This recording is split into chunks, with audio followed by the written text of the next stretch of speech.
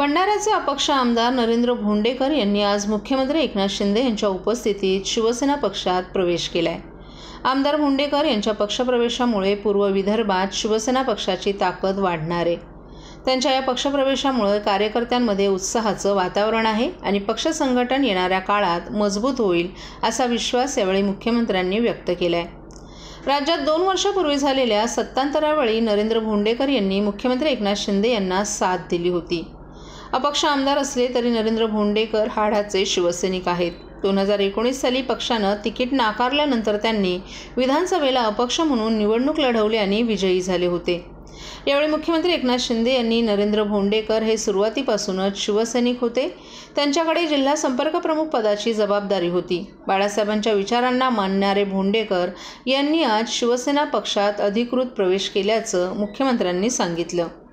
शिवसेना कधी शक्ती प्रदर्शन करत नाहीत। वर्षाचे 365 दिवस शिवसेना कार्य करते असंही मुख्यमंत्र्यांनी सांगितलं। लवकरच मंत्रिमंडळाचा विस्तार होणार आहे। तर भंडारा जिल्ह्यातील वैनगंगा नदीवर होत असलेल्या जागतिक दर्जाच्या जलपर्यटन प्रकल्पाच्या पहिल्या टप्प्याचं भूमिपूजन केल्याचंही मुख्यमंत्र्यांनी सांगितलं। 547 कोटी रुपयांच्या विकास कामांचं भूमिपूजन मुख्यमंत्र्यांच्या हस्ते पार पडलं। या विकास कामांसाठी आमदार नरेंद्र भोंडेकर यांनी पाठपुरावा केला होता। त्याबद्दल मुख्यमंत्र्यांनी आमदार भोंडेकर यांचं कौतुक केलं। यावेळी झालेल्या कार्यक्रमातच भोंडेकर यांनी शिवसेनेचा भगवा हाती घेतला।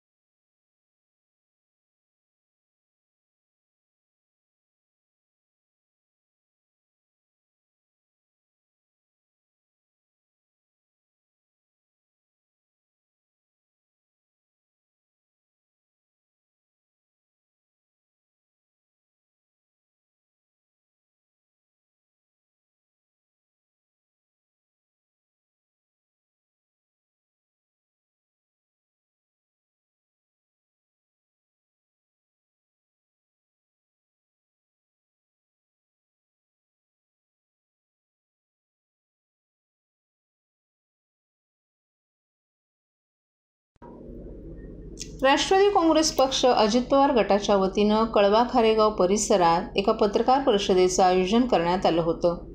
यावेळी कळवा मुंब्रा विधानसभा क्षेत्रासाठी महायुती सरकारकडून 50 कोटी रुपयांचा निधी उपलब्ध करून देण्यात आल्याचं सांगितलं। या निधीचा वापर करून कळवा मुंब्रा विधानसभा क्षेत्रात अनेक विकास कामं केली जातील, ज्यामध्ये रस्त्यांची दुरुस्ती, अल्पसंख्याकांसाठी कब्रस्तान तसंच पावसाळ्यात ज्या भागात पाणी साचतं त्या ठिकाणी पाणी निचरा करण्याची कामं प्रामुख्यानं करण्यात येतील असं सांगण्यात आलं। राष्ट्रवादी काँग्रेस पक्ष अजित पवार गटाचे अल्पसंख्याक राष्ट्रीय प्रवक्ते नजीम मुल्ला यांनी अनेक वर्षांपासून कळवा मुंब्रा विधानसभा क्षेत्रात योग्य प्रकारे कोणतीही विकास कामं करण्यात आली नव्हती। त्यामुळे राज्य सरकारचे आपण आभार व्यक्त करतो की त्यांनी कळवा मुंब्रा विधानसभा क्षेत्रासाठी 50 कोटी रुपयांचा निधी दिलाय। तसंच अल्पसंख्याकांसाठीही स्वतंत्र निधी लवकरच राज्य सरकारकडून दिला जाईल असंही त्यांनी सांगितलं। कळवा मुंब्रा विधानसभा क्षेत्रात दरवेळी घड्याळ चिन्हावरच उमेदवार निवडून येत असतो। त्यामुळे यावेळी देखील अजित पवार गटाचा उमेदवार घड्याळ चिन्हावर निवडणूक लढवेल आणि मोठ्या बहुमतानं विजयी होईल। सध्या पक्षाच्या पातळीवर बैठका होणं बाकी आहेत। पक्ष जो निर्णय घेईल त्याचं आम्ही स्वागत करू असंही नजीम मुल्ला यांनी सांगितलं। एनडीए घटक पक्षामध्ये महायुतीमध्ये महाराष्ट्र नवनिर्माण सेना लोकसभा निवडणुकीपर्यंत होती, परंतु कळवा मुंब्रा विधानसभा क्षेत्राच्या दृष्टिकोनातून राज ठाकरे यांनी अल्पसंख्याकांबाबत केलेल्या विधानामुळे नाराजी व्यक्त करण्यात आली होती। महायुतीतील तमाम घटक पक्षांनी त्यावेळी ती नाराजी व्यक्त केली। महायुतीतून महाराष्ट्र नवनिर्माण सेना वेगळी झाली आहे आणि आता स्वतंत्र निवडणूक लढवेल। आम्ही भारतीय जनता पक्ष, राष्ट्रवादी काँग्रेस पक्ष, अजित पवार गट आणि शिवसेना शिंदे गट एकत्रितपणे आगामी विधानसभा निवडणुकीत महायुतीच्या ध्वजाखाली निवडणूक लढवू असंही नजीम मुल्ला यांनी स्पष्ट केले। शंखनाद आम्ही केलेला आहे। येणाऱ्या विधानसभेच्या निवडणुकीमध्ये राष्ट्रवादी काँग्रेस पक्षाचाच घड्याळ चिन्ह घेऊन उमेदवार ही निवडणूक लढेल। आजच्या या दिवशी मी खास करून माननीय मुख्यमंत्री एकनाथरावजी शिंदे साहेब आमचे राष्ट्रीय अध्यक्ष, राज्याचे उपमुख्यमंत्री माननीय अजितदादा पवार, उपमुख्यमंत्री माननीय देवेंद्रजी फडणवीस आणि कल्याण लोकसभेचे खासदार डॉक्टर श्रीकांत शिंदे यांचे मनापासून आभार व्यक्त करीन की मुंब्रा कळव्याच्या विकासासाठी पहिल्या टप्प्यातील 50 कोटीचा निधी हा महायुतीच्या सरकारने दिलेला आहे, त्याचा GR निघालेला आहे आणि येणाऱ्या काळामध्ये मुंब्रा कळव्याच्या लोकांची अधिक सेवा चांगल्या पद्धतीने करून त्यांना अभिप्रेत असलेली विकास कामं ही करून राष्ट्रवादी काँग्रेस पार्टी किंबहुना महायुतीचं सरकार मुंब्रा कळव्याच्या लोकांच्या मागे भक्कमपणे उभी आहे। राष्ट्रवादी काँग्रेस पक्ष ह्या विधानसभेच्या निवडणुकीमध्ये घड्याळ हे चिन्ह घेऊन उमेदवार उभा असेल। आज युद्धाचा शंखनाद झालेला आहे। सेनापती कोण हे योग्य वेळ आम्ही तुम्हाला सांगू। सर, आता निधी देण्यात आलेला आहे, मात्र आपण जर बघितलं तर लोकसभेमध्ये मुंब्रा कळवामध्ये मतदान कमी झालेलं होतं, या पार्श्वभूमीवर हा निधी मिळाला। आम्हाला ही शिकवणच नाही की एखाद्या विधानसभेतनं मतं मिळाली नाहीत तर तिथे विकास करायचा नाही। राष्ट्रवादीच्या कार्यकर्त्यांना हीच शिकवण आहे की लोकसेवा हीच ईश्वर सेवा आहे आणि म्हणून मी आज माननीय मुख्यमंत्र्यांचे, उपमुख्यमंत्री अजितदादा पवार, उपमुख्यमंत्री देवेंद्रजी फडणवीस आणि कल्याणचे खासदार डॉक्टर श्रीकांत शिंदे यांचे मनापासून आभार व्यक्त केले की लोकसभेला इथे मताधिक्य मिळालं नसलं तरी देखील कळव्या मुंब्र्यातील नागरिकांची विकास कामं झाली पाहिजेत हा उद्देश ठेवून आज पहिल्या टप्प्यातील 50 कोटीचा निधी याचा GR कालच निघालेला आहे आणि म्हणून निवडणुकांचा काय निकाल लागला लोकसभेचा हे मनामध्ये न आणता कळव्या मुंब्र्यातील लोकांना विकास झाला पाहिजे हाच उद्देश ठेवून आम्ही कामाला लागलेलो। उमेदवार राष्ट्रवादी काँग्रेस पार्टी, निशाणी घड्याळ। राष्ट्रवादी काँग्रेस पार्टी त्या अर्थाने महायुतीमध्ये या सर्व गोष्टी चर्चा झाली आहे का? ही सीट राष्ट्रवादी 2009 पासून डिलिमिटेशन झाल्यानंतर जेव्हापासून मुंब्रा कळवा ही विधानसभा अस्तित्वात आली त्या 2009 पासून इथला आमदार हा घड्याळ चिन्हावर निवडून आलेला आहे, त्यामुळे स्वाभाविकच ही विधानसभा राष्ट्रवादी काँग्रेस पक्षच लढवेल असा आम्हाला विश्वास आहे। सर, जेलचा जर विषय घेतला तर महायुतीमध्येच बिघाडी झाल्याचं पाहायला मिळतंय का? कसं बघताय? जेलचा विषय आज राहू द्या। आज कळवा मुंब्र्यातील विकास निधीसाठी पत्रकार परिषद होती, त्याच्यासाठी वेगळी पत्रकार परिषद ठाण्याच्या ऑफिसमध्ये घेऊन जेल या विषयावर सगळ्या प्रश्नांचं आम्ही निराकरण तुमचं करू।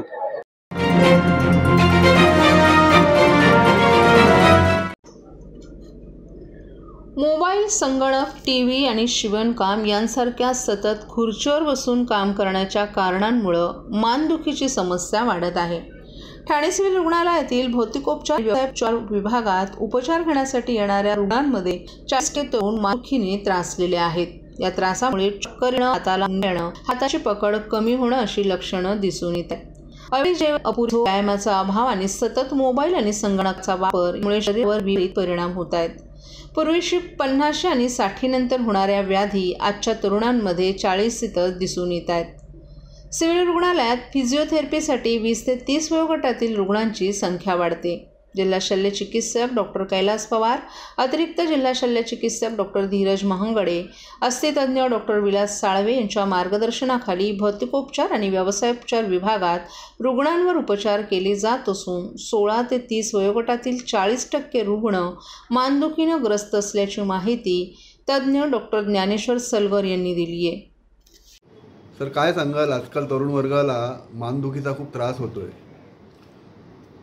ज्या सध्याच्या सवयी आहेत, जे पहिले आपण जे रुटीनली एक्सरसाइज करायचो, एंटरटेनमेंट साधनं नव्हते, त्याच्यामुळे बाहेर फिरायचो, आउटडोअर गेम खेळायचो, ह्या सगळ्या गोष्टी आता एकतर लोक बऱ्याचशापैकी बिझी झाले आणि त्याच्यामुळे कॉम्प्युटरवर बऱ्याच वेळ बसून असतात किंवा मोबाईलवर जास्त वेळ बसून असतात, पोस्चर्स प्रॉपर नसतात की आता फॉर एक्झाम्पल हा त्रास पहिले टेलरिंग काम करणाऱ्या लोकांना सगळ्यात जास्त व्हायचा, तो आता सर्वसामान्य व्हायला लागला। त्याचं कारण सिटिंग पोस्चर, बऱ्याच वेळा तरुण मुलं बऱ्याच वेळा TV च्या समोर बसलेली असतात त्या मोबाईल चालत बसले असतात, एका पोझिशनमध्ये असतात आणि या पोझिशनचा नक्की तुमच्या स्पाईन जो मेन सपोर्ट आहे बॉडीचा त्या स्पाईनवर त्रास होतो. आणि याच्यामध्ये आम्ही जर बघितलं आतापर्यंत जवळपास 40% तरुण मुलं जे हा आजार जो बोल्ड लोकांना म्हातारा म्हणजे वयस्क लोकांना जो त्रास व्हायचा तो तरुण लोकांमध्ये दिसून येतो आहे सध्याच्या घडीला. आम्ही एक तो सर्वे पण केला होता. त्याच्यामध्ये हे ज्या सवयी त्याच्यानुसार ते झालेलं आहे. दुसरी गोष्ट की सनला एक्सपोज नाही होत, मुलं रूममध्ये बसलेली असतात, विटॅमिन डीची कमी पडते, डाएट प्रॉपरली नसतं, फास्ट फूड्स खायला लागले, पॅक फूड खायला लागलेत, ह्या सगळ्या गोष्टी नक्कीच आणि याच्यामध्ये सगळं प्रिझर्वेटिव्ह असतात. त्याच्या या परिणाम होऊन मानेचा दुखण्याचा प्रकार नक्कीच आमच्या लक्षात आला की तो सध्याच्याकडे जास्त आहे. तर मी आणि त्याच्याला आता आपण फिजिओथेरपी करतो, फिजिओथेरपीनं रिलीफ मिळतं, परंतु आम्ही काही लोकांचं असंही बघितलं की रिलीफ झाल्यानंतरही काही दिवसानंतर ते परत येतात कारण ते सवयी सोडत नाही.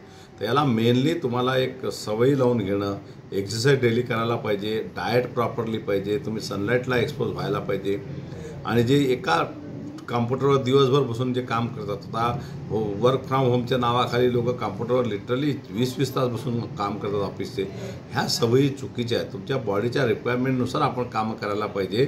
हे जर सगळ्यांना लक्षात घेतलं तर याच्यापासून आपण नक्कीच आपल्याला मुक्तता मिळेल. नाही तर प्रश्न खूप गंभीर आहे. आजच्या घडीला पहिले ऑर्थोपेडिकमध्ये जे काही प्रॉब्लेम यायचे, बाकी काही फ्रॅक्चर झाला, ॲक्सिडेंट झाल्यानंतर त्रास व्हायचा, पण तो आत्ता ह्या सगळ्या सवयीमुळे स्पाईनला, लिगामेंटला त्रास व्हायला लागला आणि लोकांना याचा त्रास होतो आहे आणि नक्कीच याचा जर सवय तोडल्याने तर त्याचा दुष्परिणाम खूप वाईट होतील.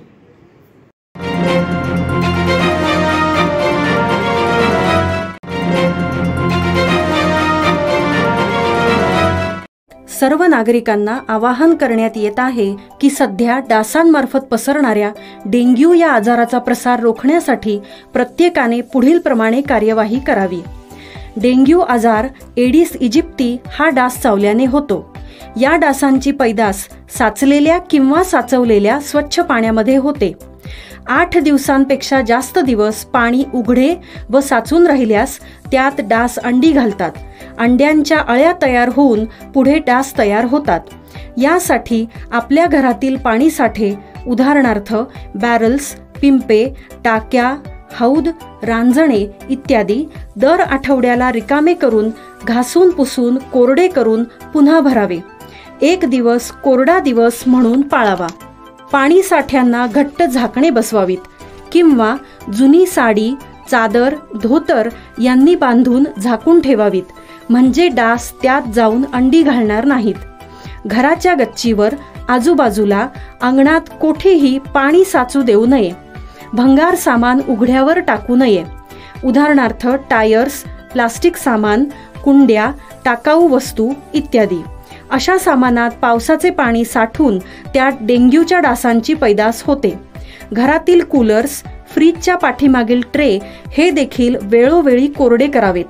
लक्षात ठेवा, नुसत्या फवारणीने डास घनता कमी होत नाही, तर त्यासाठी डास पैदास ठिकाणे नष्ट करणे ही आपल्या सर्वांची जबाबदारी आहे. कोणताही ताप अंगावर न काढता जवळच्या शासकीय रुग्णालयात मोफत औषधोपचार घ्या.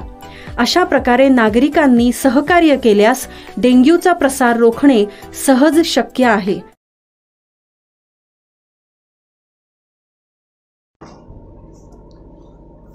ठाणे महापालिका क्षेत्रातील इमारतींवर लावण्यात आलेले पत्रे, सौर ऊर्जेची पॅनल, मोबाईल टॉवर, बांधकामांसाठी असलेल्या टॉवर क्रेन या सर्व गोष्टींसाठी स्थिरता प्रमाणपत्र घेतली जावीत. तसंच वाऱ्याचा वेग किती सहन करण्याची त्यांची क्षमता आहे यांचीही माहिती तात्काळ घेण्यात यावी असे निर्देश महापालिका आयुक्त सौरभ राव यांनी दिले आहेत.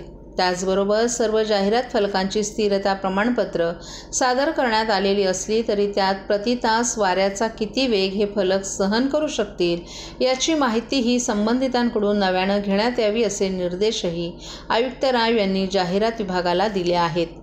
महापालिका क्षेत्रातील आकारमानापेक्षा जास्त असलेल्या 33 फलकांचं त्यांच्या मालकांनी अजूनही आकारमान कमी केलं नाही याची गंभीर दखल आयुक्त राव यांनी घेतली असून हे फलक जास्तीचं मनुष्यबळ लावून काढावेत असे स्पष्ट निर्देश त्यांनी दिले आहेत. त्यासाठी अतिक्रमण विभाग, सार्वजनिक बांधकाम विभाग यांनी जाहिरात विभागासोबत मोहीम हाती घ्यावी असंही आयुक्तांनी स्पष्ट केले. वर्तकनगर येथील इमारतींवरील पत्रे उडाले, त्यामुळे फुटबॉल टर्फवर खेळणारी मुलं जखमी झाली. या घटनेची गंभीर दखल महापालिकेनं घेतली आहे. संबंधित इमारतीने पत्रे लावण्यासाठी परवानगी घेतली नसल्याचं निदर्शनास आले। त्यामुळे त्यांच्यावर MRTP अंतर्गत कारवाई सुरू करावी असे निर्देश आयुक्त राव यांनी वर्तकनगर सहाय्यक आयुक्तांना दिले आहेत। पावसाळी स्थिती आणि महापालिकेचा विविध विषय यांचा आढावा घेण्यासाठी सोमवारी संध्याकाळी महापालिका आयुक्त सौरभ राव यांनी नागरी संशोधन केंद्र माजुडा येथे सर्व वरिष्ठ अधिकारी, विभाग प्रमुख यांची बैठक घेतली। त्यास अतिरिक्त आयुक्त संदीप माळवी, अतिरिक्त आयुक्त प्रशांत रोडे, नगर अभियंता प्रशांत सोनाग्रा यांच्यासह सर्व उपायुक्त, सहाय्यक आयुक्त, कार्यकारी अभियंता आदी उपस्थित होते। इमारतींवरील पत्रे खाली येण्याच्या घटना लक्षात घेऊन पालिका क्षेत्रातील सर्व इमारतींवरील पत्रे, सौर ऊर्जा पॅनल, मोबाईल टॉवर यांची पाहणी करणं आवश्यक झाले। त्यांचं स्थिरता प्रमाणपत्र, परवानगी यांची तपासणी केली जावी। ही तपासणी करताना काय पाहावं यांची एक आदर्श कार्यपद्धत मुख्यालयाकडून देण्यात येईल, त्यानुसार ही पाहणी करावी असंही आयुक्त राव यांनी स्पष्ट केले।